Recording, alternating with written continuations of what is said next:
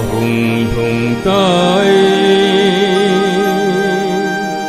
Kipana Christmas Jibe hùng hùng tay Kipana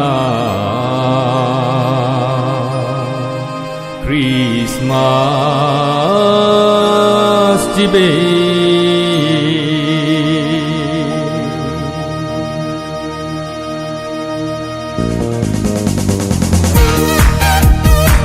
Christmas Jibe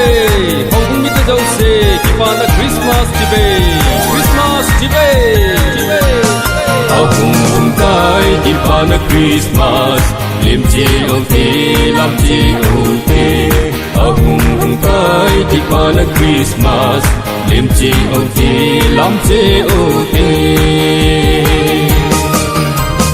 Malai tiêm gao tên anna se yu Messiah hung tên ding mi kulok pichu hey Malai tiêm gao tên anna se yu Messiah hung tên ding mi kulok pichu Tunin Bethlehem kopya agui hung tai Now sen lim nan la mo te Tunin Bethlehem kopya agui hung tai Now sen lim nan la mo te Hung hung tai Kipana Christmas lim chi ong ti lam chi ong ti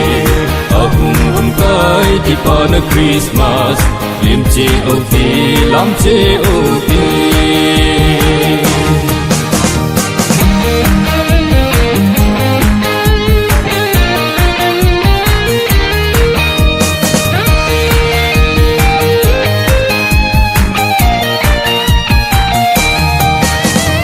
Bevin patin kel ngoi nong Jesu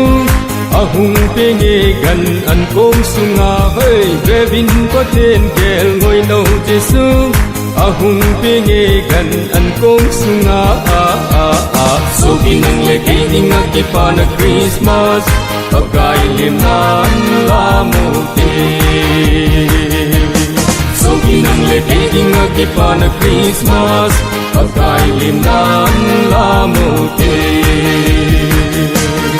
ahung hung tai Kipana Christmas lim chi ong ti